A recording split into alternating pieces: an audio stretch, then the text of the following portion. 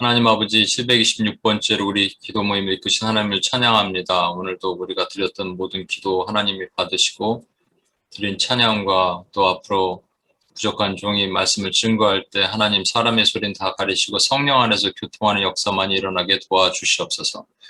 이렇게 하실 주님을 기대하며 우리 원하신 예수님의 이름으로 기도합니다. 아멘.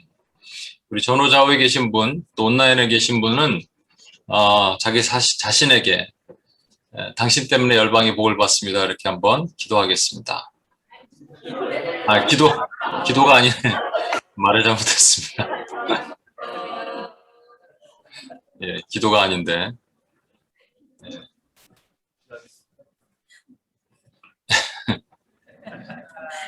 기도가 많이 필요한가 봐요. 기도를 자꾸.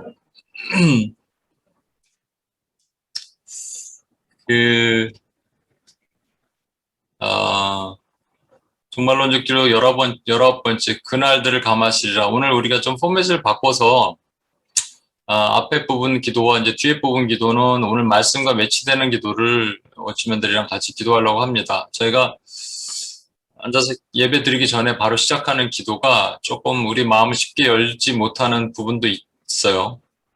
그러다 보니까는 또 제가 혼자 기도 인도를 한다면 자연스럽게 제가 무슨 말씀을 준비할지 아니까 거기에 기도문을 이렇게 준비하면 되는데 그게 안 되다 보니까 여러 가지 현실적인 어려움이 있다고 말씀을 드렸고요. 그러다 생각하다가 이렇게 계속 가서는 안 되겠다. 정말 1부 순서, 2부 순서 있어서는 안 되겠다 생각돼서 이번 주부터 한번 해보기로 했습니다만 어려움은 분명히 있습니다. 뭐냐면 그러면 제가 주제를 미리 정해놔야 됩니다. 그러니까 주제 설교라는 게 좋을 수도 있고 위험할 수도 있습니다. 흔히들 강해 설교, 우리 714 때는 이제 강해 설교를 하고 있죠, 제가. 그러니까 말씀이 어떻게, 하나님이 어떤 말씀을 그 다음에 주실지 저도 모르는 거예요. 말씀을 풀어보다 보니까 이런 말씀을 주시더라.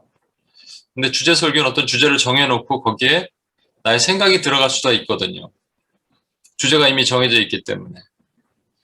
그래서 이게 좀 위험할 수가 있습니다. 그래서 때로는 제가 막 토요일까지 준비 다 되는 거를 주일날 아침에 하나님께서 바꾸라 그러실 때가 되게 많았어요. 그럼 바꿔야 됩니다. 그러면 또 힘들잖아요.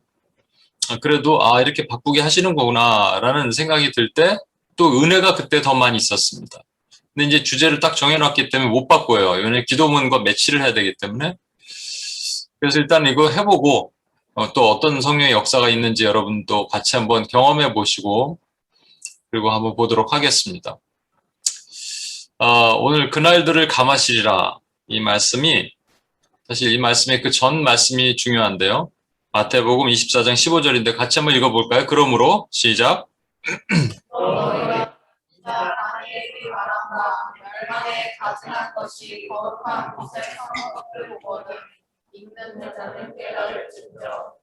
예. 선지자 다니엘이라고 말씀하시죠? 다니엘이 직업이 선지자였어요.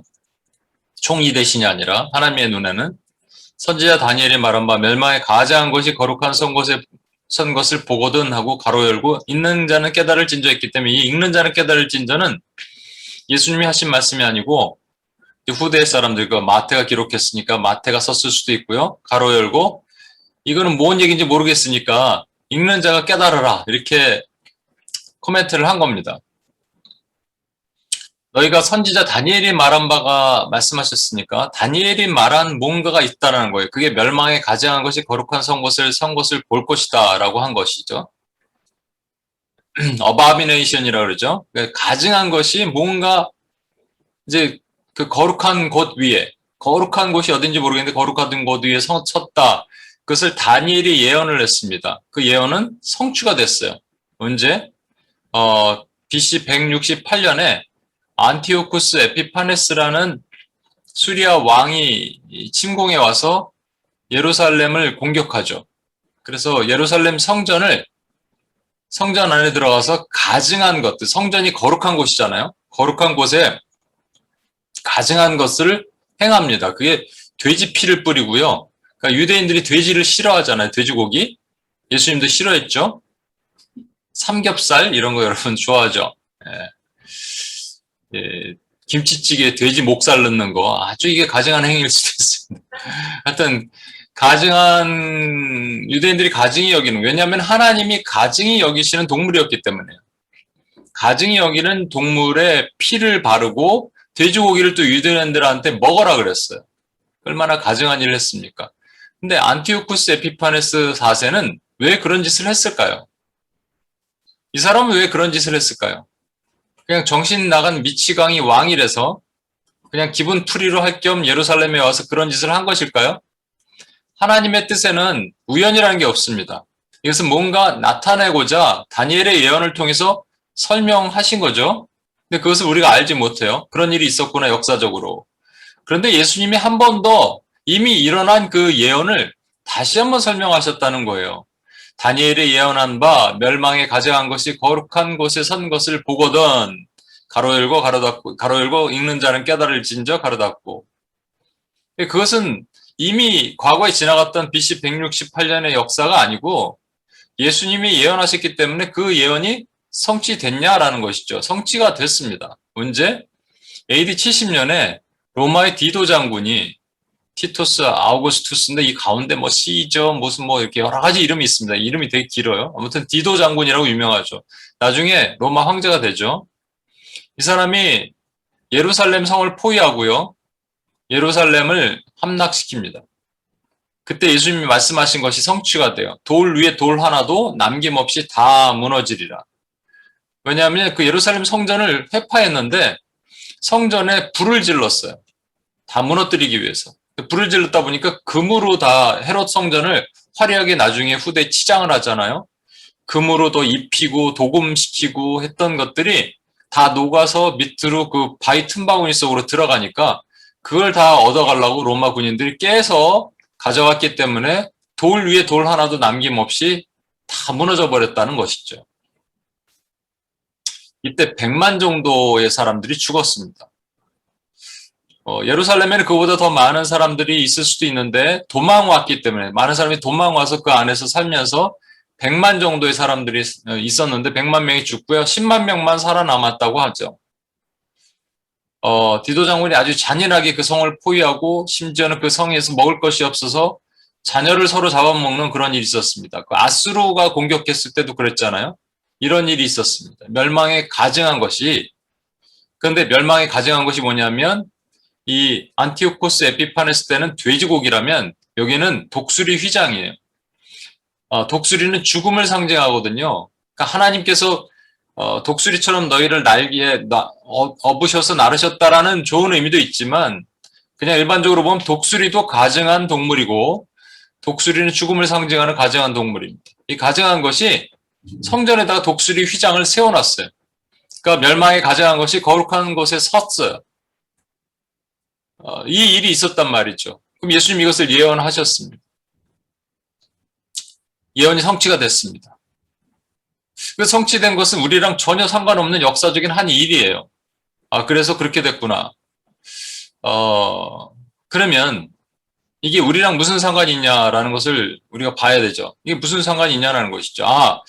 이 성전이 완전히 해파되고 없어졌구나를 주님께서 말씀하시고자 하는 어떤 의미가 있는 것도 있겠지만 우리에게 적용되는 뭔가가 필요하지 않겠습니까?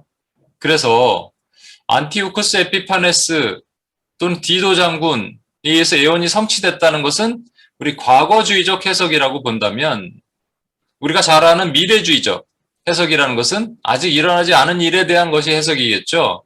그들은 뭐라고 보냐면 이 거룩한 곳은 지금 여기 황금돔이 있는 곳이 거룩한 곳이라는 것이죠. 이 황금돔은 마호멧이 승천했다는 곳입니다. 그래서 제2의 성지를 보는 곳이에요. 그 황금돔이 왜 세워졌냐면요. 이 성전이 회파됐기 때문에 세워진 겁니다. 헤롯의 그 제2성전이 회파됐기 때문에 이 그 회파된 자리에 하나님께서 세우도록 하신 거예요. 하나님께서 왜 세우도록 하셨을까요? 만약에 만약에 이 자리가 비어져 있으면 당연히 유대인들이 1948년에 그들이 돌아오면서 유대인들에 의해서 이스라엘 백성들에 의해서 성전이 세워졌겠죠. 성전이 세워지면 무슨 짓을 할까요? 피해 제사를 다시 지를 것이 아닙니까? 유대인들은 피해 제사를 드릴 수 있다 하더라도 예수님을 모르니까. 예수님을 아는 교회마저도 이곳에 가서 피해 제사를 드렸을 확률이 매우 높습니다. 그러면 그것이 더 가증한 짓이 되겠죠. 멸망에 가증한 것. 그런데 이 미래주의자들은 뭐라고 얘기하냐면 장차 적그리스도가 나타나서 여기에 제3성전을 세울 것이고 거룩한 곳이 되겠죠. 제3성전은 거룩한 성전이 세우는데 거룩한 성전 위에 자기가 올라가 앉을 것이다. 그래서 자기 스스로가 적그리스도가 멸망에 가증한 것이 된다라는 것이죠. 그렇게 해석을 합니다. 이거 아직 일어나지 않은 일에 대한 것이에요. 멸망에 가증한 것이 거룩한 것에 선 것을 보거든 이라고 하셨어요. 보거든 그 다음이 중요하겠죠. 너희는 이렇게 해라 라는 것이에요. 이렇게 해라 라고 하실 때 뭐라고 말씀하셨을까? 마태복음 24장 16에서 20절 보면 요거 같이 한번 읽어볼까요? 그때 시작. 자들은 산으로 망할지어다. 지붕 위에 있는 자는 집 안에 있는 물건을 가져와 내려가시나며 밭에 있는 자는 겉옷을 가져와 뒤로 들이치할지어다. 그날에는 아이된 자들과 성먹이는 자들에게 화가 있으리로다. 너희가 도망하는 일이 겨울에 나는 시기에 되지 않도록 기도하라. 예, 우리 한 가지씩 볼까요? 예수님께서 이 네 가지 정도로 말씀을 하셨는데 아까 멸망에 가증한 것이 거룩한 곳에 선 것을 보거든 했기 때문에 이것도 우리가 과거주의와 또 미래주의와 또 하나 우리가 아직 얘기하지 않은 상징주의가 하나 더 있습니다. 이 세 가지로 볼 수가 있겠죠. 과거주의와 미래주의와 상징주의인데 제가 오늘 미래주의는 얘기를 안 하겠습니다. 왜 얘기를 안 하냐면요. 미래주의는 너무나 많은 해석들이 있어요. 그래서 이것을 일일이 얘기를 다 언급할 수 없습니다. 심지어 뭐 이만희도 미래주의자니까 뭐라고 다 어떤 걸 갖다 쓸 수가 없습니다.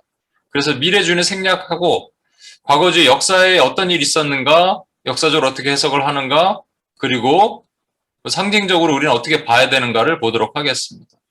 산으로 도망하라. 그때 유대에 있는 자들은 산으로 도망할지어다. 실제로 예수님의 이 예언을 기억했던 사람들은요. 그 로마 군인들이 쳐들어올 때 산으로 도망했대요. 그 근처에 산으로 도망했다는 것이죠. 그런데 이 근처에서 가장 높은 산은 예루살렘 산입니다. 모리아 산입니다. 예루살렘 성이 해발 800m 이상의 그 모리아 산 위에 세워져 있기 때문에 성전이요. 성이. 그러니까 다른 산으로 도망하라 그래서 산으로 도망했다 이런 것도 납득하기가 좀 쉽지가 않죠. 뭐 물로 굴로 산으로 도망했다는 많은 사람들 그래서 생존한 사람들이 있긴 합니다만 이것은 그래서 그냥 단순히 산으로 도망하라. 산으로 도망하면 살까요? 예수님이 그런 의미로 너희는 산으로 도망해 이렇게 말씀하셨을까요? 영적으로 해석하지 않으면 풀리지 않는 겁니다. 그럼 영적인 해석을 한번 보겠습니다. 우리가 어떻게 볼 수 있을까? 성경은 성경 안에서 풀어야 되니까. 이사야 2장 3절, 미가서 4장 2절에 공통적으로 나오는 말씀이 있어요. 뭐냐면 오라 우리가 여호와의 산에 오르며 하나님의 전에 이르자.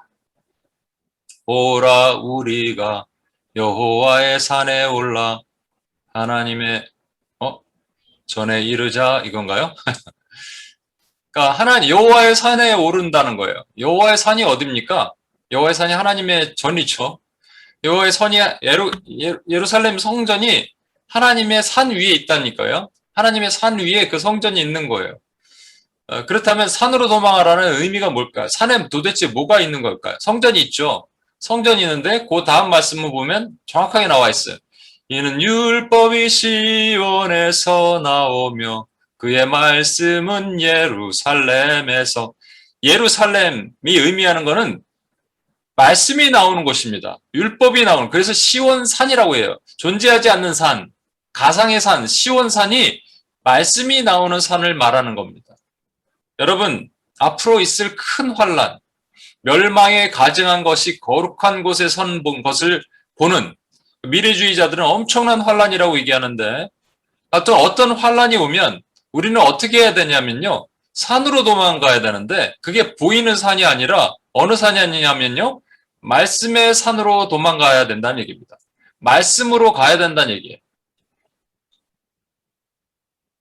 왜 그럴까요? 아니 환란인데 왜 말씀으로 가나요?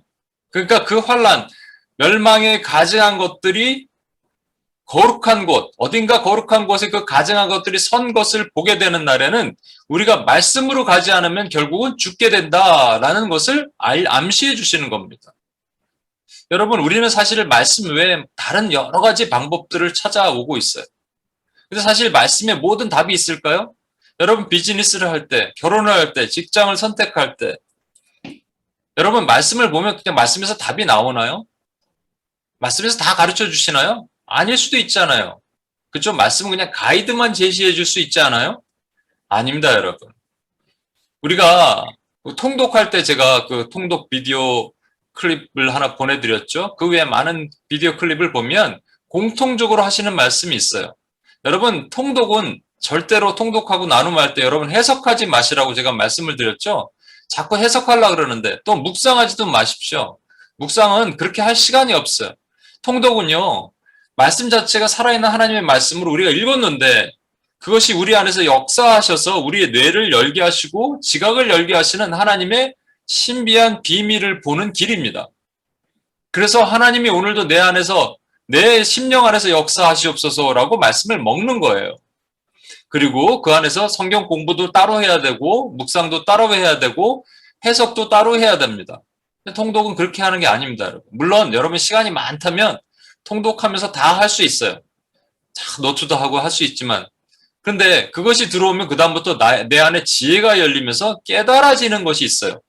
공부할 때 깨달아지고요. 무슨 디시전 메이킹을 할 때 깨달아지고요. 비즈니스를 할 때 깨달아지고요. 직장을 옮길 때도 깨달아집니다. 하다못해 집을 이사할 때도 말씀을 한 흠뻑 먹고 나가면 깨달아지는 겁니다. 좀 더 구체적으로 깨달아지는 게 많죠. 예를 들어서 최근에 제가 어떤 비즈니스 하다가 좀 안 되시는 분이 있었어요. 그러면 저는 어떻게 되냐면 가끔 제 안에서 욥의 친구의 스피릿이 올라와요. 아, 저 친구 뭔가 잘못해서 하나님 앞에 지금 벌 받고 있는 것 같은데 라는 것이 욥의 친구의 스피릿이거든요. 여러분, 과연 그럴까요? 그럼 세상에서 승승장구하는 잘 나가는 사람들은 하나님의 축복받은 것일까요? 그게 아닌 게 성경에 나와 있거든요. 뭐냐면 하나님이 모세에게 이스라엘 백성들을 향해서 진노하셔서 모세에게 이렇게 말씀하십니다. 너희가 가나안으로 들어가라. 내가 사자를 먼저 보내서 다 먼저 처리할 거야. 너희는 그냥 숟가락만 얹으면 돼. 이런 말이죠. 다 처리할 것이니까 너희는 들어가서 싸워. 그 땅을 차지하라. 그러나 나는 들어가지 않을 것이다.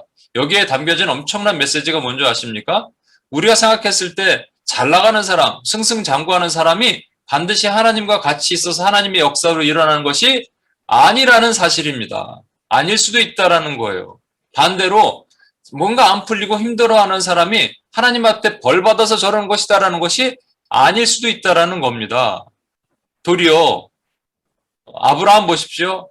하나님의 명령을 따라서 움직였는데 가는 곳마다 뭐가 길이 안 열려서 점점 남방으로 이동하여 갑니다. 그럼 아브라함이 하나님께 벌 받아서 이동하여 간 것일까요?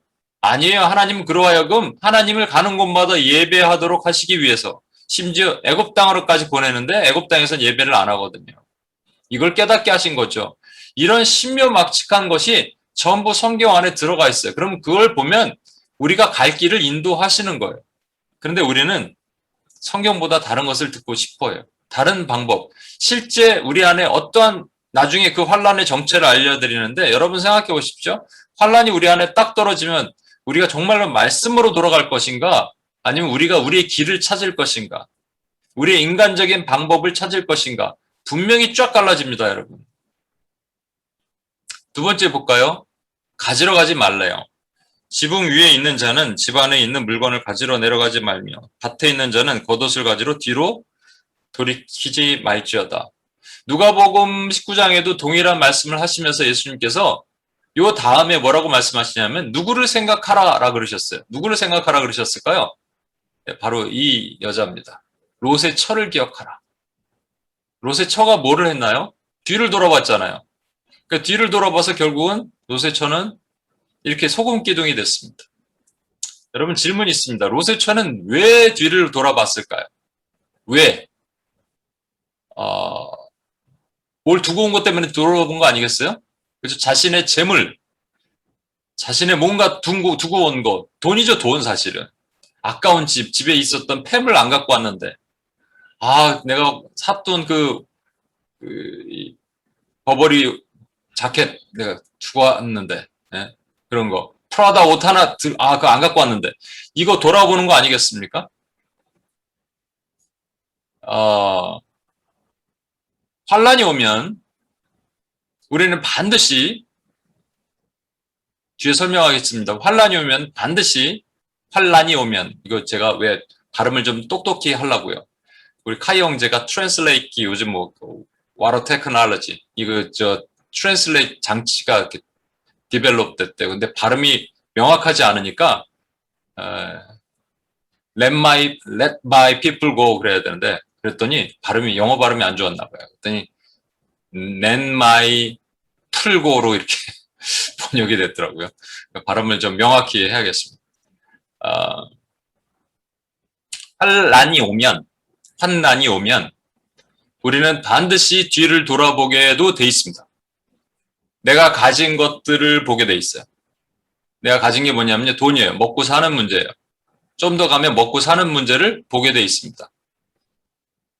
초대교회는 전부 먹고 사는 문제로 힘들어했습니다. 왜? 아니면 그 길드라는 노동조합에 가입해서 그 신전에 들어가서 신전 창녀들과 음행을 저지르고 신전에 있는 재물을 먹지 않으면 먹고 살 일이 막혔기 때문이죠. 그래서 이 롯의 철을 기억하라는 것은 우리가 뒤를 돌아보면서 뭔가 내가 남겨두었던 이거 가지고 가야 되는데 하는 것에 대한 아쉬움을 갖지 말라는 하나님의 뜻이에요. 그것이 환란 때, 좀 이따 보겠습니다만 그 환란 때 이것이 일어난다는 얘기죠. 그 다음에 하나님께서 말씀하시죠. 주님이 아이벤자 젖먹이는 자들에게는 화가 있으리로다. 실제 과거주의적 관점으로 보면 아이벤자와 죄송합니다. 요거 아까 말씀을 안 드렸네요. 가지러 가지 말라 그랬는데 과거주의적 관점으로 보면 실제요. 옷가지를 가지러 가지 말라 그랬잖아요. 그 백성들은, 가난한 사람들은 옷이 최고의 가치 있는 재산일 수도 있습니다. 부자들에게는 상관없지만 옷은 양보로 짜는 옷이 겉옷이고요. 이불로 사용하는 옷이고요. 그래서 저당 잡힐 때는 그날 밤에 넘기지 않게 그 옷을 돌려주라 그랬습니다. 이 겉옷을. 왜냐하면 그거 덮고 자야 되는데 얼어 죽을 수도 있거든요. 그런데 그 유일한 재산을 얘기를 하는 거예요. 겉옷 같은 거 가지러 가지 말라. 유일한 재산이라 하더라도 그것도 포기하라는 얘기죠. 그러니까 실제 디도 장군의 군대가 막 몰려왔을 때 사람들이 집에 가서 뭘 가지러 나오다가 잡혀서 죽었던 사람들도 많이 있었다는 것이죠. 이제 단순하게 과거에 그런 것만 얘기하는 게 아니라는 겁니다. 그 다음에 아이벤자 젖먹이는 자들에게는 화가 있으리라. 실제 어떤 일이 있었느냐, 먹을 것이 없으니까, 포위돼서 나올 수도 없으니까, 먹을 것이 없으니까 아이들을 서로 잡아먹는 일이 벌어졌습니다. 그래서 아이벤자와 젖먹이는 자들에게는 화가 있다라고 주님께서 말씀하신 거예요.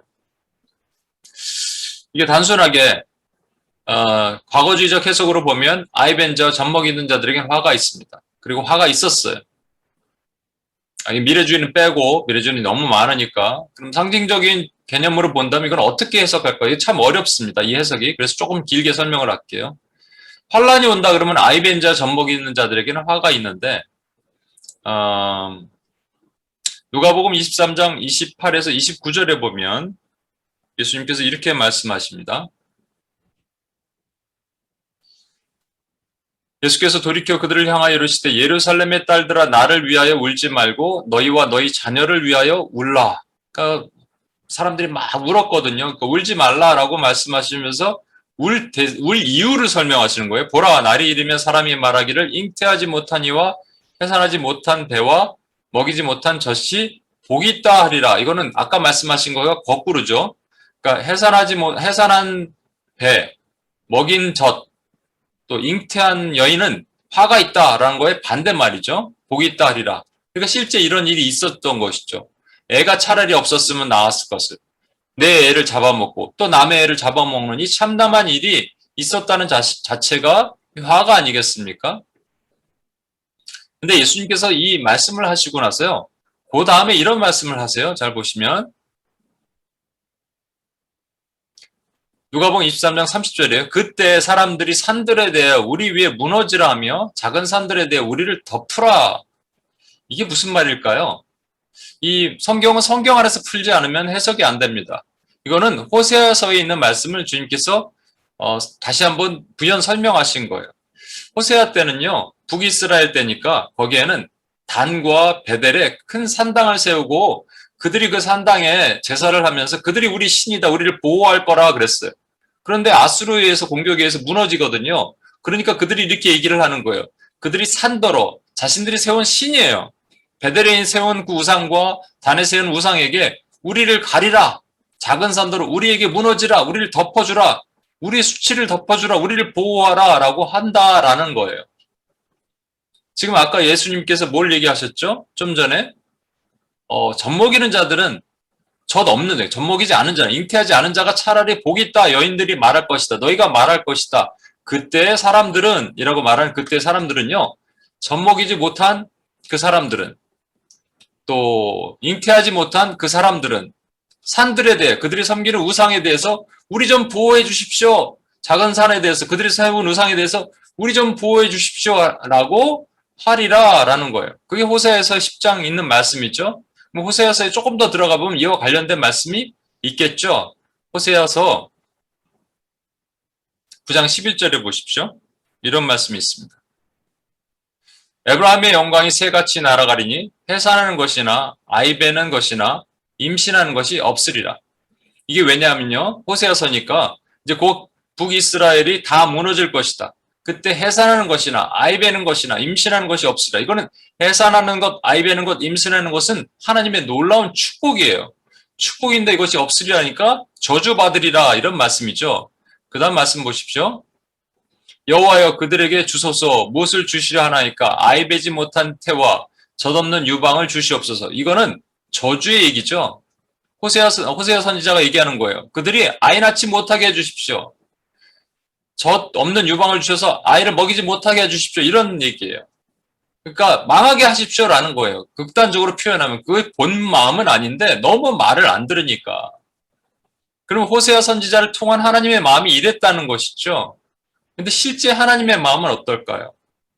여러분, 퀴즈가 있습니다. 잘 한번 생각해 보세요. 아담이 범죄한 다음에 아담에게 하나님께서 형벌을 주셔서 너는 종신토록 수고하여 땅의 소산을 먹으리라 그랬습니다. 근데 하와에게는 뭐라고 형벌을 주셨죠? 너는 모하는 고통을 당하리라 그러셨죠? 모하는 고통이죠? 성현자매 모하는 고통이죠?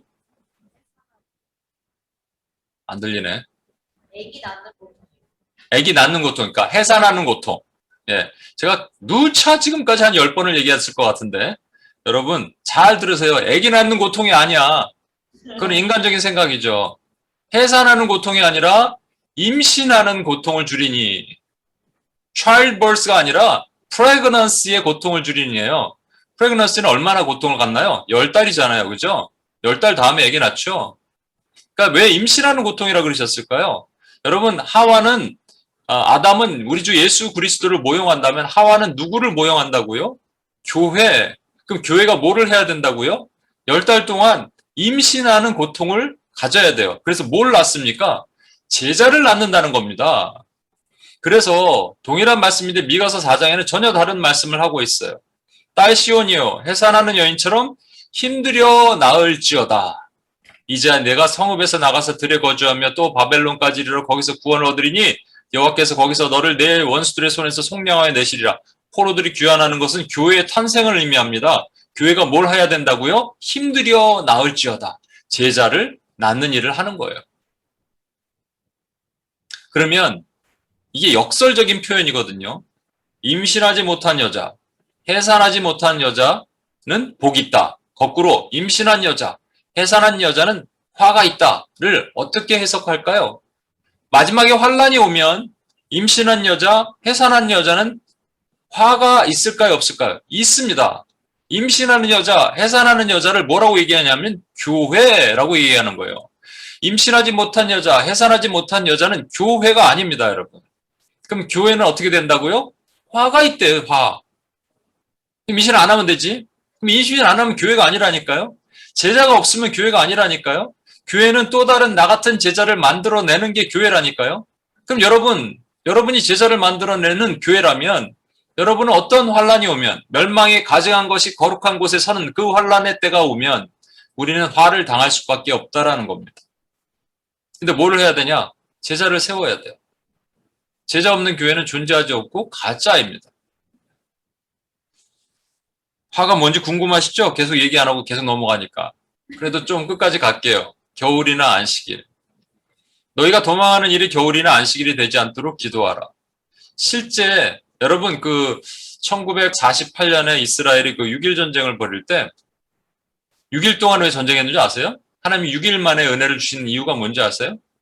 7일째 그들은 안식일이라고 전쟁을 안 합니다. 그래서 전쟁했으면 큰일 날 뻔했죠. 6일 만에 전쟁을 끝낸 거예요. 그런데 실제 이때 로마 군인들이 공격해 들어오니까 안식일이 딱 걸려갖고요. 뭐 싸우지도 못하고 그냥 가만히 있다가 죽어나간 사람들이 수천지였습니다.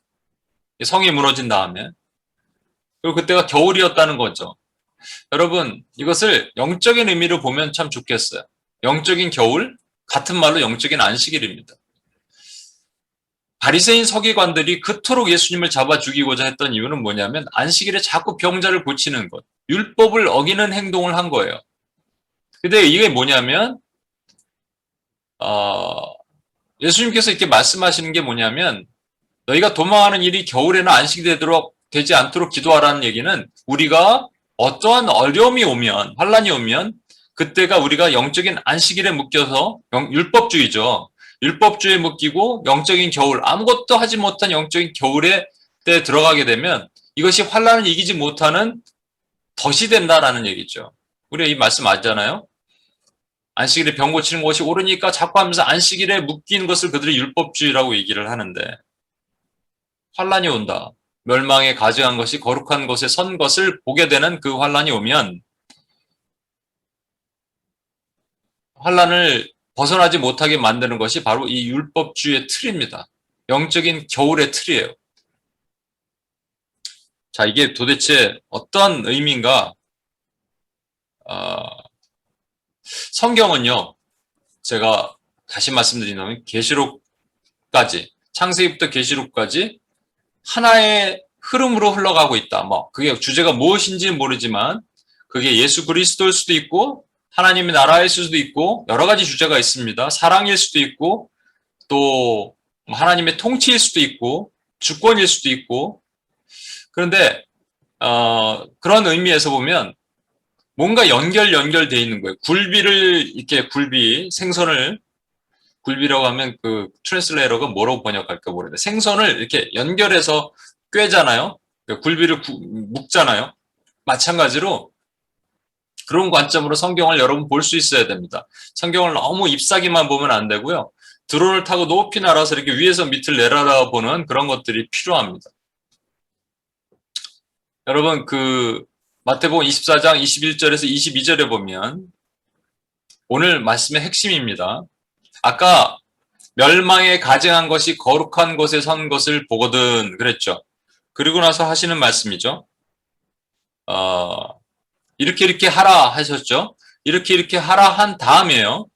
이는 그때 이유를 설명하는 거예요. 큰 환란이 있겠습니다. 멸망에 가증한 것이 거룩한 곳에 선 것을 보면 큰 환란이 있겠대요. 그런데 그 환란이 어느 정도냐면요. 창세로부터 지금까지 이런 환란이 없었고 후에도 없으리라. 엄청난 환란이라는 것이죠. 그날들을 감하지 아니하면 모든 육체가 구원을 얻지 못할 것이나 그러나 택하신 자들을 위하여 그날들을 감하시리라. 어떠한 이유에서 날짜를 좀 줄여주신다는 얘기예요. 여러분 이 큰 환란이 도대체 뭘까? 창세로부터 지금까지 없었던 그 환란은 과거주의적 해석으로 보면 AD 70년에 디도 장군에 의해서 예루살렘 성이 무너진 그 큰 환란입니다. 그런데 창세로부터 지금까지 이런 환란이 없었다고 하셨다면 여러분 100만 명이 죽은 것보다 더 많은 9천만 명이 2차 세계대전으로 죽었고요. 유대인들은 600명의 학살을 당했습니다. 더 큰 환란들은 수도 없이 많이 있었습니다. 지금도 북녘 땅에 있는 수많은 동포들은 그런 환란을 당하고 있어요. 그러면 창세로부터 지금까지 이런 환란이 없었고 후에도 없으리라는 환란이 AD 70년에 있는 그 환란일까라는 의심이 들게 됐죠. 그때 이제 미래주의자, 아직 이 환란이 일어나지 않은 것이다. 장차 일어날 7년 대환란을 말씀하시는 거다라고 말하는 분들은 이 환란을 뭘로 볼까요? 우리 잠깐 스쳐 지나갔듯이 봤잖아요. 인해재앙, 나팔재앙, 아직 보지 않은 대접재앙. 전부 어떤 천재지변이나 하늘에 별이 떨어지고 해가 어두워지고 또 인간끼리의 전쟁이 일어나는 것. 심지어는 핵전쟁까지 일어나는 것.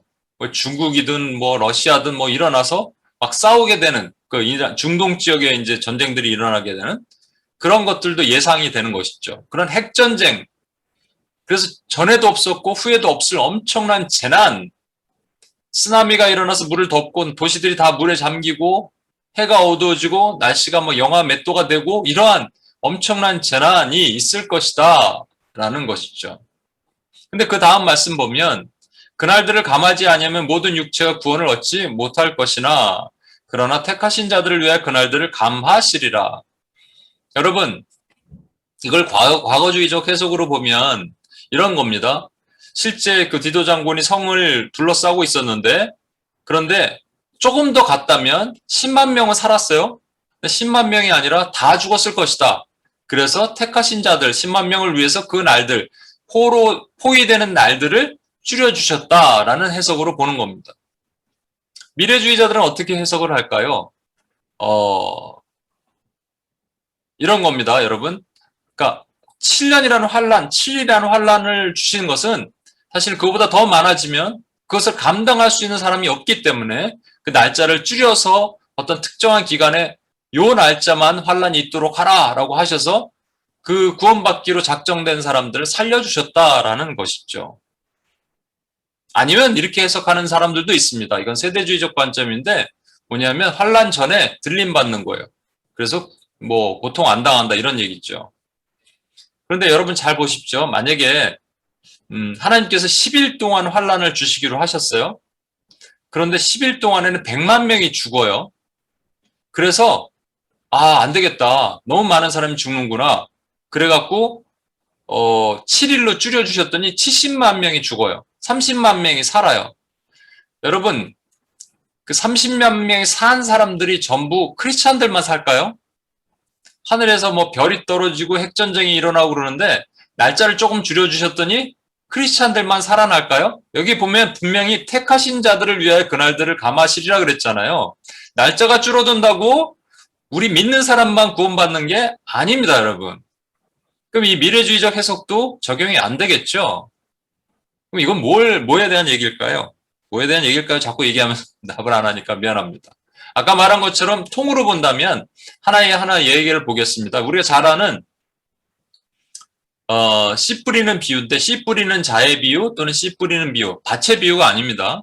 왜냐하면 씨 뿌리는 자가 이상하게 돌짝밭에 뿌리고 요게 가시덤불에도 뿌렸어요. 제일 처음에 길가에 뿌렸죠. 이 해석을 뭐라고 그러셨죠? 길가는 사탄이 와서 찝어간 것이다. 그러니까 아예 복음 자체가 들어가지 못하게 한 것이지만 이 두 가지는요. 일단 심겨져요. 그 열매가 맺어져요. 그런데 결실이 못하는 거예요. 왼쪽은 왜 결실을 못하느냐? 이렇게 됩니다. 본 말씀을 들을 때 즉시 기쁨으로 받으라. 그 속에 뿌리가 없어 잠깐 견디다가 말씀으로 인하여 환란이나 박해가 일어날 때에는 곧 넘어지는 자요. 이 박해라는 것이죠. 박해라는 건 뭐냐면 주여 내가 너무 믿어서 너무 기뻐요. 새 신자가 됐습니다. 그런데 뭔가 믿음으로 인해서 내가 어려움을 겪게 되는 거죠. 우리는 잘 모르지만 선교지 같은데 이런 일이 있겠죠. 이슬람의 지하교회에 들어가서 예수를 믿게 됐는데 그로 인해서 막 경찰서에 끌려가게 되고 고문받게 되고 이러면 믿음을 떠날 수가 있다라는 것이죠. 근데 오른쪽에는 뭐냐면 이런 말씀이에요. 말씀을 듣기는 하되 세상의 염려, 재물의 유혹, 기타 욕심. 이게 가시덤불이 있으니까 그게 세상의 염려, 재물의 유혹, 기타 욕심이 들어와 말씀을 막아 결실하지 못하게 되는 자예요. 이 왼쪽에 있는 걸 우리가 뭐라 그러죠? 이게 박해고요. 오른쪽에 있는 거를 미혹이라고 얘기합니다. 여러분 성경 전체는요. 하나의 통으로 봐야 된다고 얘기했죠. 이게 여기서 있는 말씀만이 아니고 계속적으로 나타나는 말씀이라고 말씀드렸죠. 계시록 13장에도 땅에서 올라오는 짐승이 있고 바다에서 올라오는 짐승이 있는데 땅에서 올라오는 짐승이 권세를 받아서 교회를 박해합니다. 땅에서 올라오는 짐승은 바다에서 올라오는 짐승이 머리가 7인 짐승이 교회를 박해하고 땅에서 올라온 짐승은 그냥 귀여운 어린 양인데 이상하게 뿔이 달렸고 사람처럼 말을 하고 사람을 미혹합니다. 이게 뭐라고 얘기했죠? 미혹이죠. 이게 사단의 전형적인 두 가지 예수님 말씀하신 거 아니에요. 사단에 대해서 정확하게 얘기해 주셨거든요. 그 놈은 처음부터 살인한 자요. 그리고 거짓의 아비다. 그래서 살인과 거짓, 폭력과 거짓. 이게 박해와 미혹이 교회가 계속적으로 받아야 되는 것들입니다. 계시록을 우리가 지난 지금 파트 19니까 한 2, 3 정도 됐을 때 초창기에 제가 7교회에 대해서 얘기하는데 저도 그렇게 했었어요. 7교회 시리즈를 7주 동안에 한 주에 하나씩 이렇게 해서 교회 설명을 했습니다. 그것도 분명히 필요해요. 그런데 이것도 드론을 타고 높이서 위에 아래에서 내다보면 이게 하나의 클러스터로 제가 보인다고 말씀을 드렸을 것 같아요. 그래서 보면 첫째 교회가 에베소고 마지막이 라오디게아인데 유사성이 있어요. 그거는 얘기를 생략하고 가운데 3개도 유사성이 있고요. 둘째 교회와 여섯째 교회가 있는데 그게 칭찬받은 두 교회입니다. 그러니까 둘째와 여섯째만 칭찬을 받았어요. 근데 왜 칭찬받았냐가 중요하죠. 서머나 교회가 왜 칭찬받았습니까? 너는 장차 받을 고난을 두려워하지 말라. 볼지어다 마귀가 장차 너희 가운데서 몇 사람을 오게 던져 시험을 받게 하리니 너희가 10일 동안 환난을 받으리라. 내가 죽도록 충성하라. 그리하면 내가 생명의 관을 내게 주리라. 이들이 당한 이 환난, 이걸 뭐라고 그러죠? 박해. 10일 동안 환난 당한 이 박해.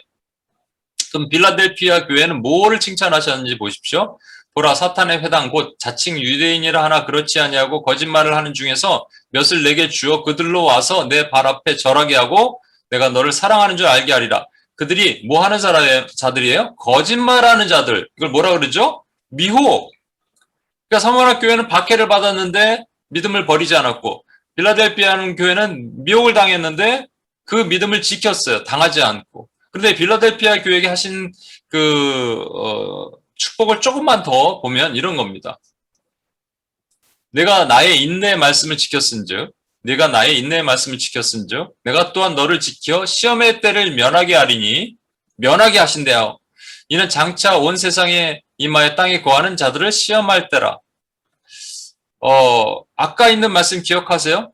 주님께서 택하신 자들을 위하여 그날들을 감하시리라.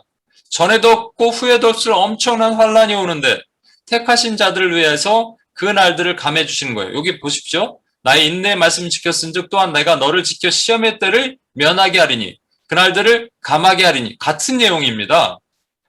그러니까 하나님께서 어떤 엄청난 환란이 올 것을 아시고 주의 교회를 지키기로 한 것, 그래서 그 날들이라고 말하는 것이 은유적인 건데 그것은 뭐를 의미하냐면 그 시험의 강도, 우리가 지킬 수 있는 믿음을 주겠다라고 하시는 거예요. 우리가 지키는 게 아니고 사실 지켜지는 겁니다. 우리가 배교하지 않는 게 아니고 배교하지 않도록 믿음을 주시는 거예요. 여러분이 오늘 기도하는 이유는 무엇이에요? 여러분이 잘나서가 아니고 하나님 부르셔서 왔다니까요. 그래서 제가 지난주에도 보여드렸던 이 그림, 시간이 흘러가는데 주의 어떤 박해, 그 환란의 인텐시티가 있을 거 아니에요? 환란은 두 종류죠. 박해와 또 미혹인데 여러분 박해는 초대교회 같이 박해가 있을 수는 없잖아요. 제가 한번 말씀드렸는데 콜로세움에서 그 크리스찬들을 풀어놓고 사자 밥이 되게 할 때도 양 가죽을 살에다가 이렇게 꼬매갖고 입혀놓으면 양인 줄 알고 사자들이 달려들어서 사람들을 잡아먹었다는 거 아니겠습니까? 그거 얼마나 잔인해요. 그런데 적어도 그렇게 잔인한 것들이, 물론 오늘도 모잠비크 기도할 때 사람들의 사지를 절단하고 이런 아주 잔인한 일들이 있어요. 그러나 그런 잔인한 박해 수준은 점점 내려오는 것도 사실입니다. 하지만 미혹의 수준은 점점 증가하고 있어요. 근데 문제는 뭐냐면 미혹과 박해가 만나는 시점이 분명히 있을 거라는 것이죠. 여러분, 저와 여러분과 같은, 우리도 물론 6.25를 겪었고 또 일본 강점기 때 주기철 목사님, 손영원 목사님과 같은 그런 분들은 박해를 당하고 순교를 당했습니다. 근데 우리는 그런 걸 경험하지 못하고 있잖아요. 서구권, 영국 오늘도 기도했지만 영국, 미국, 한국 이런 데 무슨 박해가 있습니까? 그럼 우리는 박해를 당하지 못해요. 환란이라고 말하는 것은 주님께서 멸망에 가증한 것이 거룩한 곳에 선 것을 보거든 그리고 장차 너희가 그때 환란을 당하리니 전무후무한 환란을 당하리니 환란은요 미혹과 박해가 하나가 돼 시너지 돼서 오는 엄청난 것이라고 저는 봅니다. 그래서 성경에서 흐름이에요. 그 흐름으로 주님께서 우리를 보게 하시는 거예요. 그 미혹과 박해가 만나는 것. 그것이 도대체 무엇일까요? 어떤 것으로 우리는 박해를 받을 수 있을까? 이 땅에서. 크리스찬으로 박해를 받을 수 있는 일이 뭐가 있냐는 거예요. 그래서 지난번에 한번 말씀드렸던 것은 익스포넨셜로 어떤 우리의 지금 마지막 때로 달려가는 이게 인구 증가율과 이스라엘 백성들이 애굽에서 출애굽할 때 하나님께서 갑자기 인구를 증가시킨 인구 증가율과 실제 인구 증가율과 죄악의 증가율과 모든 것이 다 익스포넨셜로 저는 올라간다고 생각하거든요. 이 터닝 포인트가 분명히 있을 겁니다. 저는 그것이 미혹과 박해가 만나는 그런 때가 아닌가 생각이 들어요. 그것은 우리가 알지 못해. 때를 잘못 얘기하면 안 되니까. 그런데 저는 이것은 얘기할 수 있어요. 성경에 주님께서 고아, 과부, 나그네를 도와라, 섬겨라. 그들을 도와주라 이렇게 얘기하셨는데 이 고아, 과부, 나그네를 어떤 관점으로 보냐에 따라서 엄청난 차이가 있는 것이죠. 고아, 과부, 나그네를 어떤 사람들은 적은 자로 보는 거예요. 왜냐하면 소수자니까. 고아도 작고 과부도 적고 나그네도. A few one으로 보냐, a little one으로 보냐. 예수님께서는 양과 염소를 구분할 때 뭐라고 하셨는지 아세요? 양과 염소에 해당되는 사람에게 너희가 여기서 있는 지극히 작은 자 중에 하나, one of a little ones, 그들 중에 지극히 작은 자 중에 하나에게 한 것이 나에게 한 거라 그러셨거든요. 작은 자라 그러셨지 적은 자라 그러지 않으셨습니다. 고아, 과부, 나그네는요. 고아, 과부, 나그네만 우리가 돌보면 될까요? 아니에요. 이건 의미예요. 은유적인 의미죠. 고아는 아버지가 없는 거고 과부는 남편이 없는 거고 나그네는 이 땅에 떠도는 산. 그것이 바로 교회를 의미하는 것이죠. 근데 적은 자를 사람들은 사회적 약자라고 얘기하고 성소수자, 여성, 소수민족 같은 것들 갖고 들어와서 결국은 뭐를 만드느냐? 작은 자, 어린아이와 대조하는 일들을 만들기 시작합니다. 결국 이것은 젠더리즘, 페미니즘, 다원주의를 만들어냈고요. 그 중에 하나 젠더리즘도 마찬가지고 이것들이 결국은 교회를 대적하여 공격하게 만들기 시작한 거예요. 서헌재 명예교수라는 분이 있는데 죄송합니다. 영상 하나 먼저 보고 그리고 같이 한번 또 얘기를 나누겠습니다. 작년에 정의당 장혜영 의원이 차별금지 법안을 발의한 후 또다시 민주당 이상민 의원이 그와 거의 동일한 평등법안을 발의하려고 하고 있어 큰 우려가 제기되고 있습니다. 이상민 의원이 발의하려는 평등법안에도 차별금지 사유에 성적 지향과 성별 정체성이 포함되어 있는데 다음과 같은 심각한 문제점이 있습니다. 첫째, 시설 사용 차별금지 규정에 따라 학교, 공원, 백화점, 수영장, 헬스클럽 등에서 스스로를 여성으로 인식하는 남성이 여자 화장실과 탈의실을 사용할 수 있게 되고 이를 악용한 성범죄가 발생할 수 있게 됩니다. 2018년에 미국 조지아주의 초등학교 여자 화장실에서 5세 이하를 상대로 한 트랜스젠더의 성범죄 사건이 발생하였습니다. 둘째, 체육 공급 이용 차별금지 조항에 의해 스스로를 여성으로 인식하는 남성이 여성 스포츠 경기에 출전할 수 있게 되어 여성 선수들이 역차별을 당하게 됩니다. 2018년 세계 트랙 사이클 여성 선수권 대회에서 스스로를 여성으로 인식하는 캐나다인 남성이 우승을 차지하였고 뉴질랜드에서는 스스로를 여성으로 인식하는 남성 선수가 여자 역도 경기에 나가 우승을 독차지하였습니다. 또한 평등법이 제정된 영국에서는 스스로를 여성으로 인식하는 남성 선수가 여자 럭비 경기에 참가하여 이 트랜스젠더 선수에 의해 경기 도중 여성 선수들의 뼈가 부러지는 부상이 속출하고 있습니다. 셋째, 교육 내의 차별금지와 차별 해소를 위한 우대행위 및 관련 정책 시행으로 우리 아이들이 어린이집 유치원부터 동성애와 성전환은 정상이고 성별은 자신이 스스로 선택하는 것이라는 교육을 받게 됩니다. 평등법이 제정된 영국에서는 초등학교에서 동성 친구에게 청혼 연애 편지를 쓰는 수업을 진행하였고 또한 초등학교 교내에서 열리는 퀴어 축제에 모든 학생들이 하나도 빠짐없이 강제로 참여하도록 하는 사건이 발생하기도 했습니다. 더욱이 영국 교육부가 2020년부터 시행한 관계와 성교육 및 보건교육 지침은 아동과 청소년이 학교에서 동성애와 성전환을 배워서 동성애자와 트랜스젠더가 될 수 있게 하는 교육을 의무적으로 실시하도록 되어 있어서 굉장한 충격을 주고 있습니다. 이러한 트랜스젠더리즘 옹호, 조장 교육의 영향으로 영국에서는 지난 10년 동안에 성별을 바꾸기 원하는 아동과 청소년이 25배 이상 증가한 것으로 나타났습니다. 넷째, 평등법안은 성별 용어의 정의에 남녀 이외에 분리하기 어려운 성, 즉 제3의 성을 포함시켰습니다. 이에 따라 남성과 여성 이외의 제3의 성이 창설되기 때문에 주민등록제도가 폐지되는 등 신원체계에 큰 변동을 초래할 수 있게 됩니다. 다섯째, 괴롭힘 금지 규정에 의해 직장, 학교 등에서 동성애와 동성혼에 동의하지 않는다, 성전환에 반대한다, 제3의 성은 존재하지 않는다는 등의 발언을 할 경우 평등법에 따라 법적인 제재를 당할 수 있게 됩니다.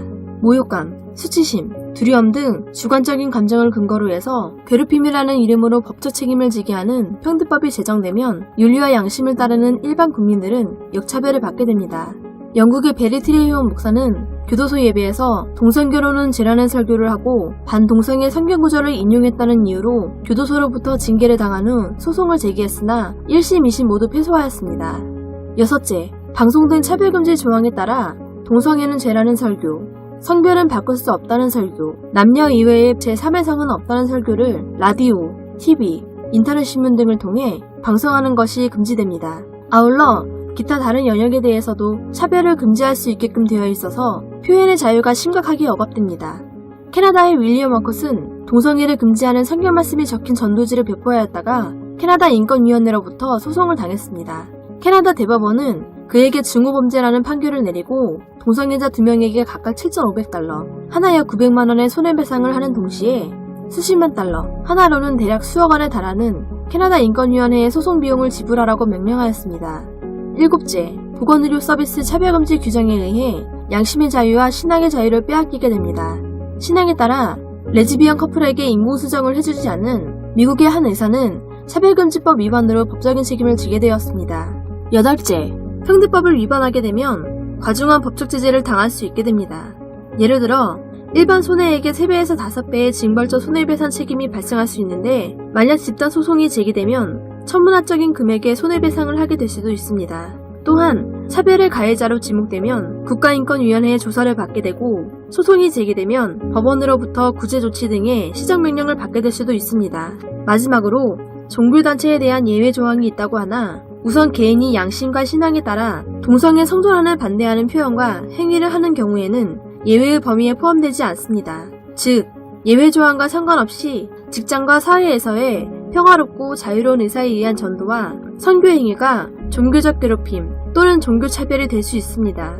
또한 사회선교에 반하지 않는 종교의 본질적 내용과 직접적으로 관련된 행위 등 추상적으로 불명확한 용어로 되어 있어서 예외 조항은 실효성이 없습니다. 평등법이 제정된 이후 실제 사건에서 사법부의 최종 판단이 나와야 비로소 예외 조항의 적용 범위가 정해지게 될 것인데 평등법이나 차별금지법이 적용된 해외 사례를 보면 법원이 종교단체에 대한 예외 적용을 인정하지 않은 경우가 많습니다. 예를 들어 동성애자를 청소년 사역자로 채용하지 않은 영국 성공회 교회에게 영국 평등법상의 예외 조항 적용을 부정한 영국 고용재판소 판결, 동성 커플에게 입양 서비스를 제공하지 않은 영국 천주교 입양기관에 대해 예외 인정을 불허한 사례 및 천주교 중고등학교의 동성애자 직원 채용 취소를 차별금지법 위반으로 본 미국 법원의 판결 등이 있습니다. 이와 같이 평등법은 헌법에서 보장된 국민들의 신앙의 자유와 양심의 자유, 학문의 자유와 표현의 자유를 침해하고 선량한 국민들을 범법자로 만들어버립니다. 현재 이상민 의원이 평등법안을 공동 발의할 사람들을 찾고 있다고 하니까 긴급하게 지역구 국회의원에게 전화를 하고 문자를 보내고 면담해서 평등법안을 절대로 공동 발의하지 않도록 요청해 주십시오. 민주당이 다수당이기에 평등법안이 발의되면 통과될 가능성이 매우 높습니다. 지금 절박한 마음으로 지역구 국회의원들을 설득해 주시길 바랍니다.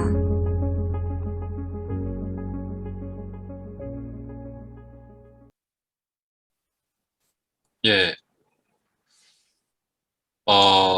서헌재 교수라는 분이 계세요. 중앙대 교회 법회학자인데 이분이 말하는 것은 이미 차별을 금지하는 법안이 한국에는 33개의 법안이 있다는 얘기입니다. 그래서 양성평등기본법, 장애인 차별금지법, 비정규직 보호법, 근로기준법 등등등 인권이라는 국가단체에서 1000명을 대상으로 설문조사를 했습니다.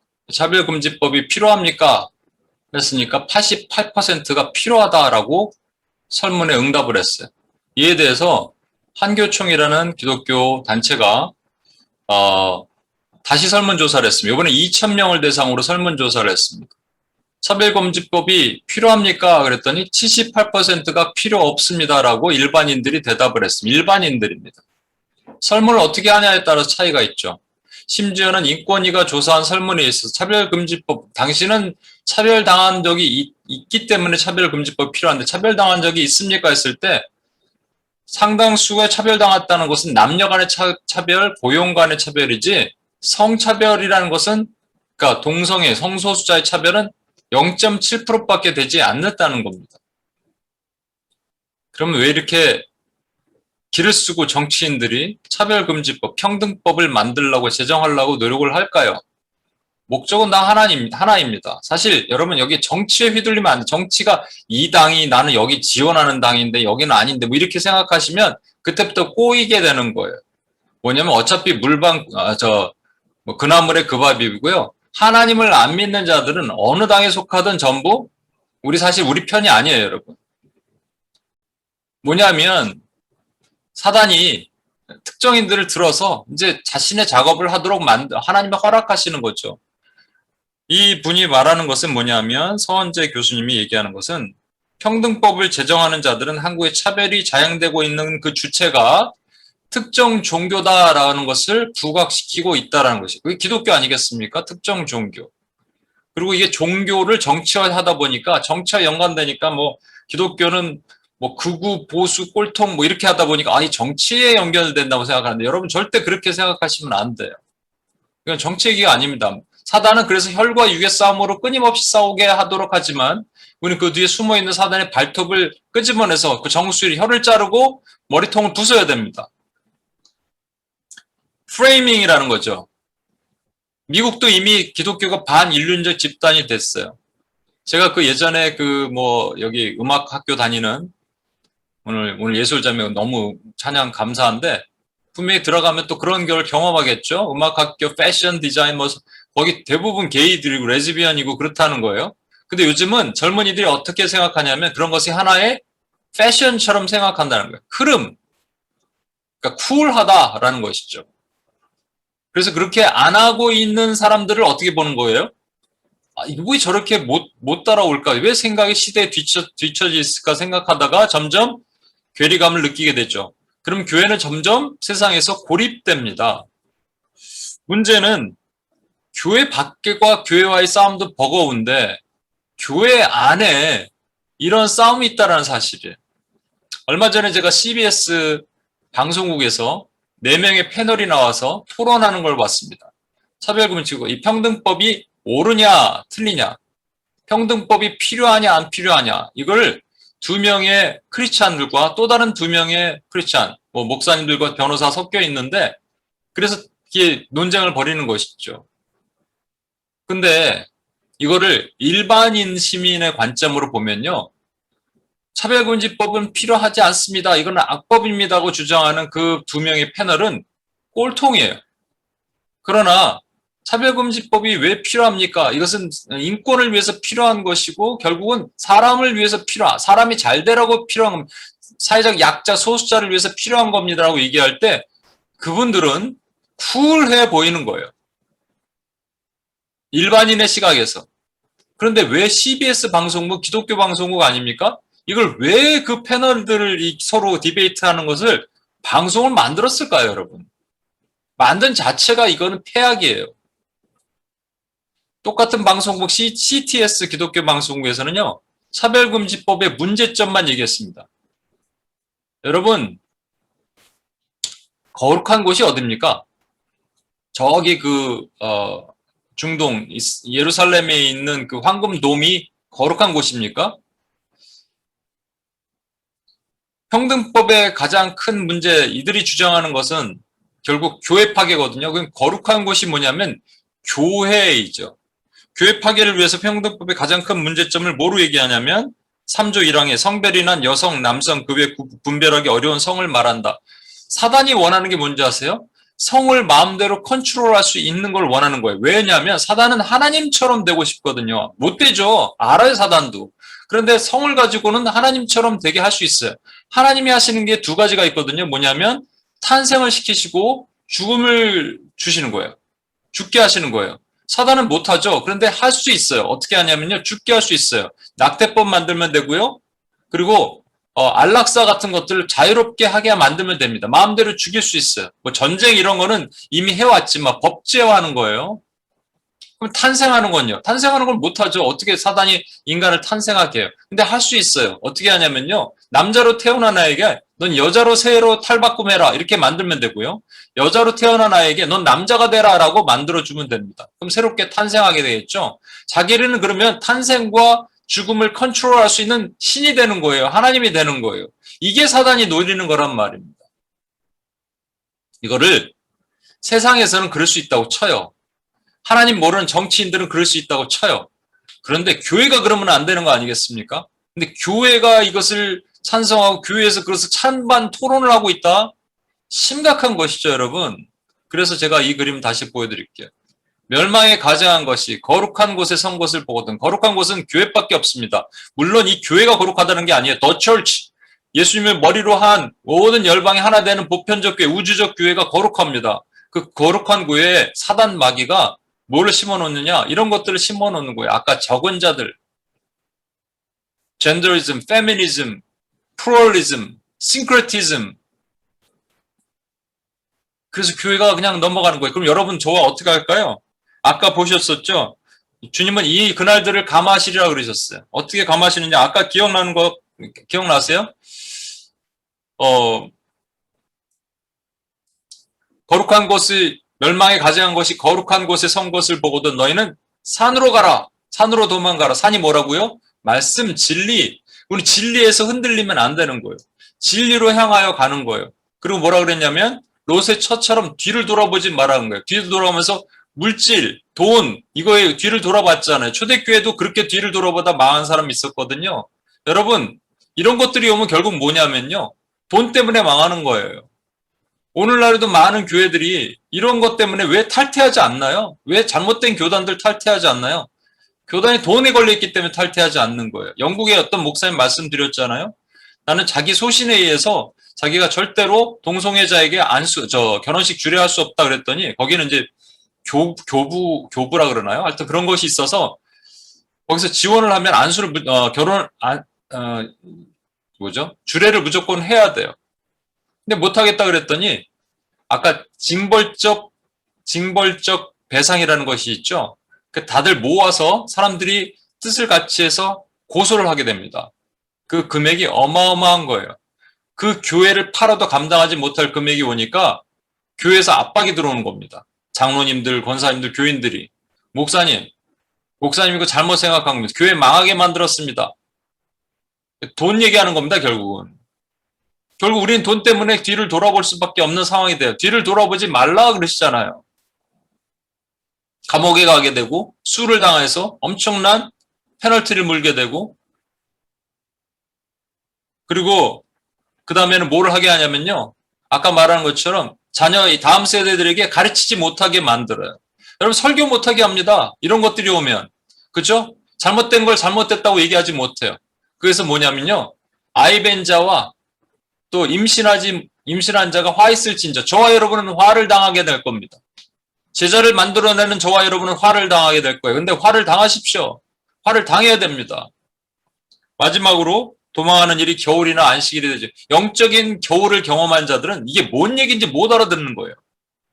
영적 겨울에 하나님의 교회들이 심륜에 빠지게 되면 이 뭔 얘기인지 무슨 일인지 what happened 이러면서 그냥 지나가는 것밖에 안 되는데 정말로 깨닫는 사람들은 기도하는 거예요. 가슴을 찌고 마음을 찢으면서 기도하는 겁니다. 오늘 기도 다시 나머지 세 가지 기도를 할 건데 전부 이 젠더이즘에 대한 내용들입니다. 여러분 그 전에 이제 우리가 선교적 기도할 때 마음을 쉽게 안 여셨다면 제가 이 메시지를 던지니까 이것을 가지고 여러분이 기도해 주셨으면 좋겠어요. 이 시간에는 급속도로 무너져가는 정치, 미디어, 비즈니스, 문화계를 놓고 기도하겠습니다.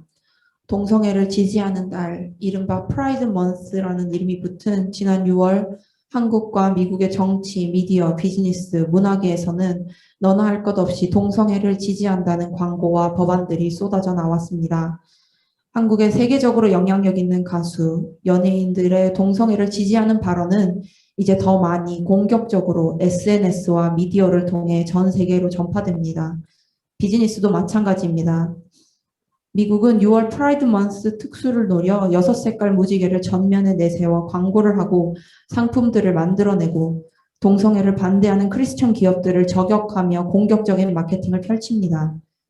원수는 사람들의 눈과 귀를 가리워 언제나 오르신 하나님의 뜻과는 정반대의 길로 사람들을 미혹하며 하나님의 뜻을 쫓기로 작정한 크리스천들을 압박합니다. 이러한 시대 가운데 각 영역에서 하나님의 부르심을 온전히 따를 수 있는 크리스천 전문가들이 일어나 변질되어 버린 각자의 영역을 거룩한 하나님의 것으로 돌려드리게 하시도록 간절히 구해야 할 것입니다. 다 함께 이 말씀을 오른손을 들고 하나님이 숨겨두신 각 영역의 주의 군사들에게 선포합니다. 일어나라, 빛을 발하라. 이는 내 빛이 이르렀고 여호와의 영광이 내 위에 임하였음이니라. 아멘. 이 시간 정치, 미디어, 비즈니스, 문화계에 참 빛을 발할 진정한 크리스천들이 일어나게 하시도록 기도하겠습니다. 이 세대를 어둠으로 잠식하고 동성애로 미혹하고 있는 간악한 마귀의 괴계를 나사렛 예수 그리스도 강력의 이름으로 묶고 파하사 각 영역 가운데 주의 빛을 들고 나가는 충성된 군사들이 분연히 일어나 주의 빛을 발하고 무너진 성벽을 보수하여 그 영역들을 하나님께 다시 돌려드리는 거룩한 일들이 일어나게 해주시도록 이 시간 주여 한번 부르며 다 같이 기도하시겠습니다. 주여!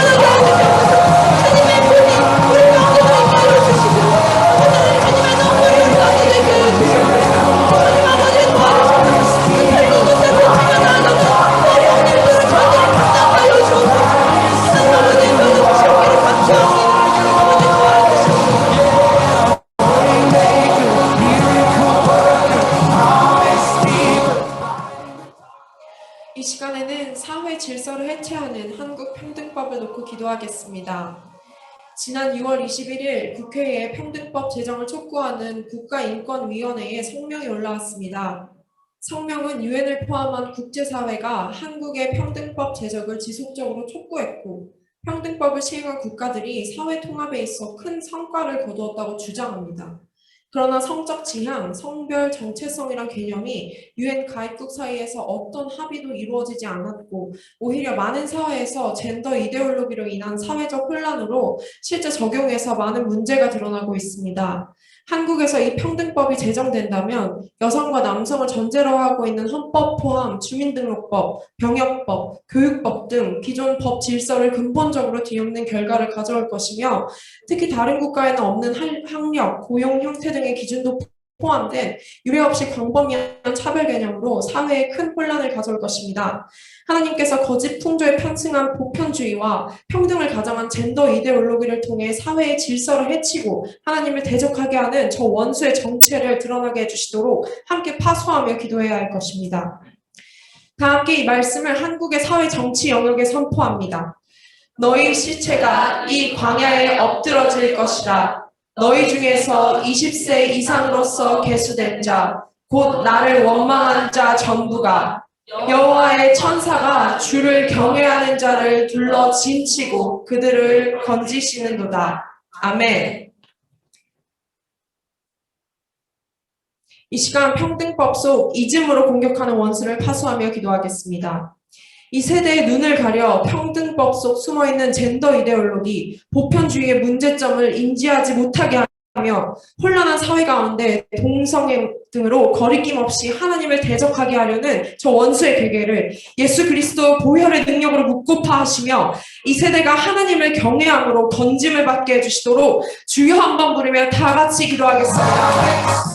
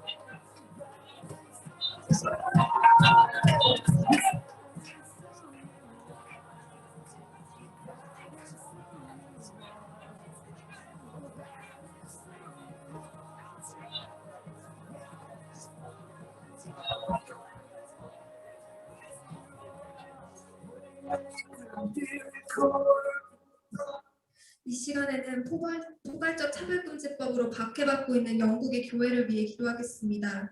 2010년 포괄적인 차별금지법을 제정한 영국에서는 지난 약 11년간 차별금지법 위반으로 목회자들과 크리스천들이 계속해서 체포 및 처벌되고 있습니다.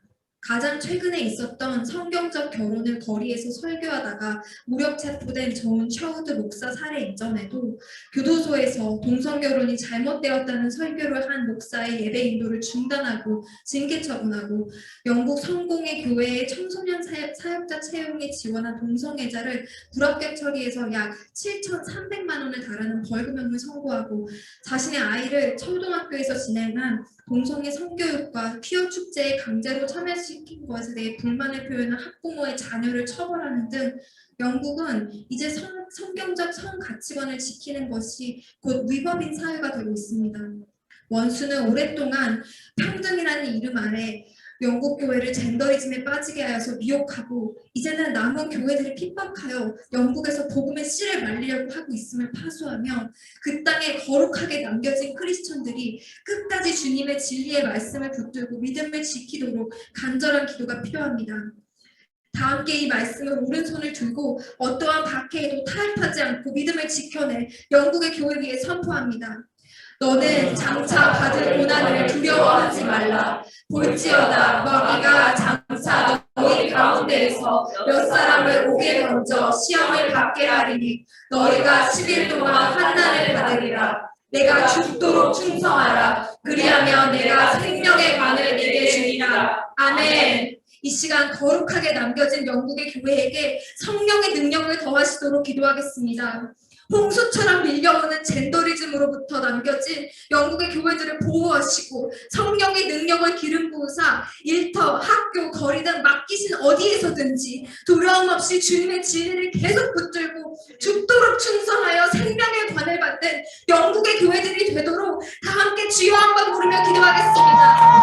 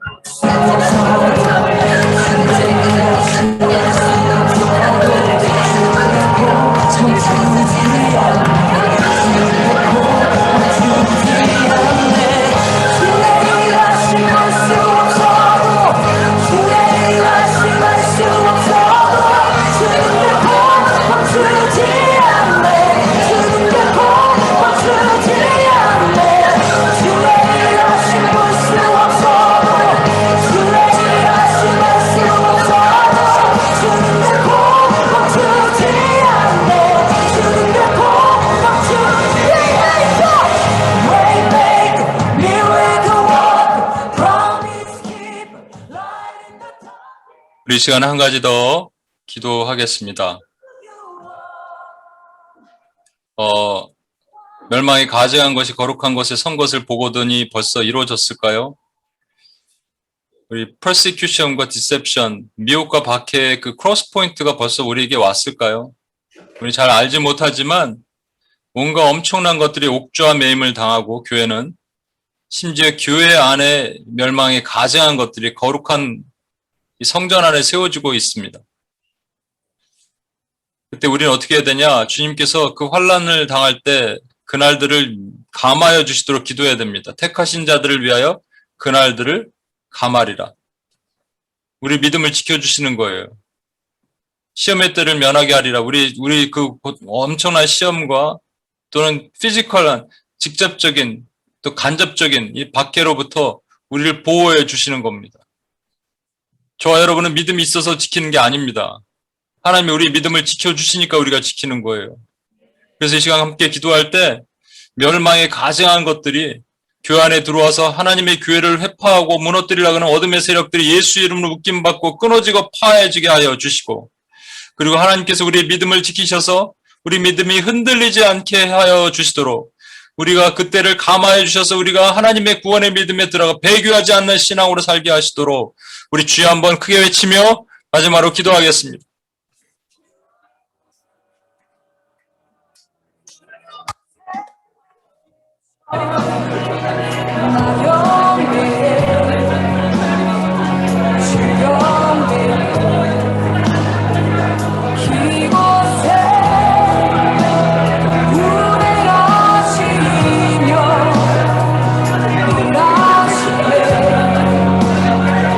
주여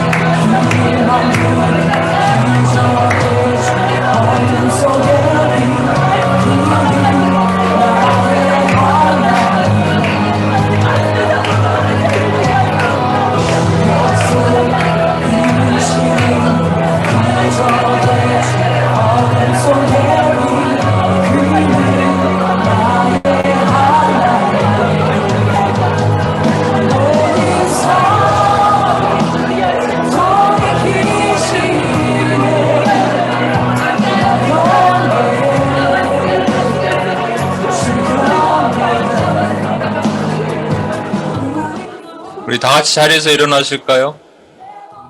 우리 세상이 흔들리고 사람들을 변해가도요, 우리가 설 수 있는 것은 딱 한 가지입니다. 믿음입니다. 오직 의인은 믿음으로 말미암아 살리라.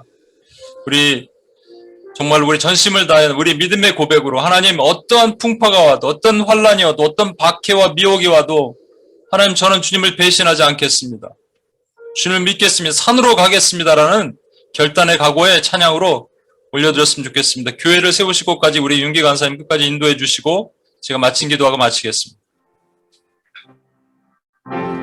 세상은 들리고 사람들은 변하여도 나는 주를 섬기리. 주님의 사랑은 영원히 변하지 않네. 나는 주를 신뢰해. 세상 흔들리고 세상은 흔들리고 사람들은 변하여도 나는 주를 섬기리. 주님의 사랑은 영원히 변하지 않네. 나는 주를 신뢰해. 오직 믿음으로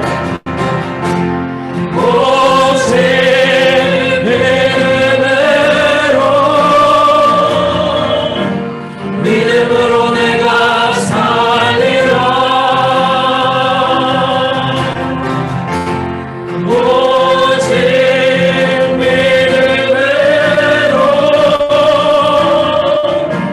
믿음으로 내가 살리라. 믿음 흔들리고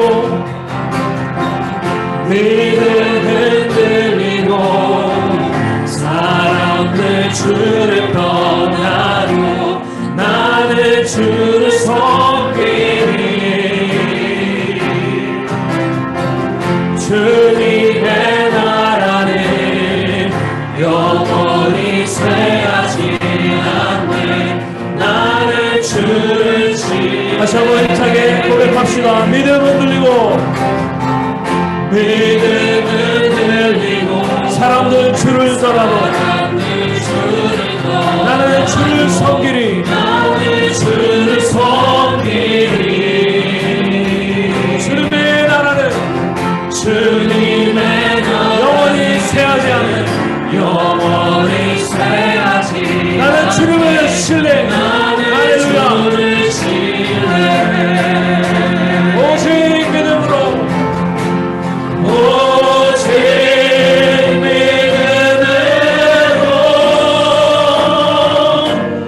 믿음으로 내가 살리라. 오직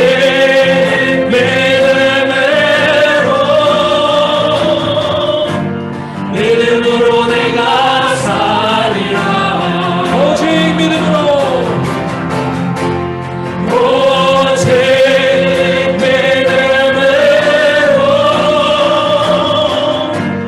믿음으로 내가 살리라.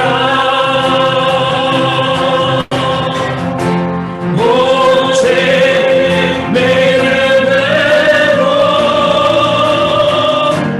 믿음으로 내가 살리라. 오직 의인은 믿음으로 말미암아.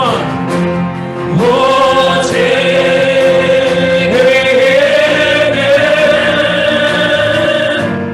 믿음으로 말미암아 살리라. 오직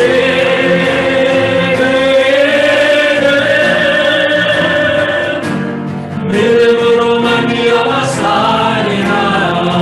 교회를 세우시고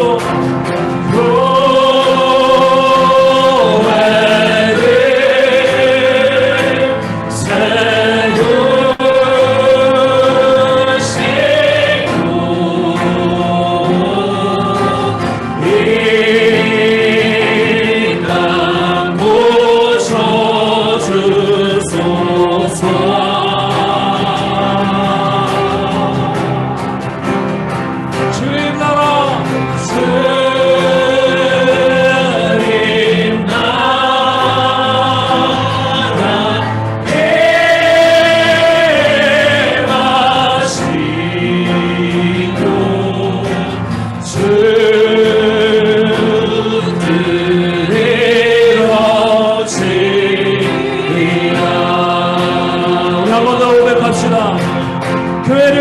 세우시고 교회를 세우시고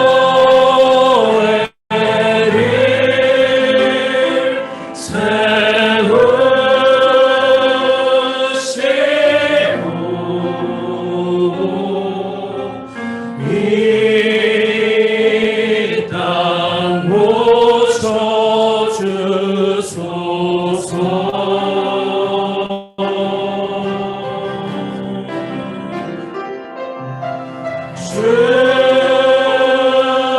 주님 나라에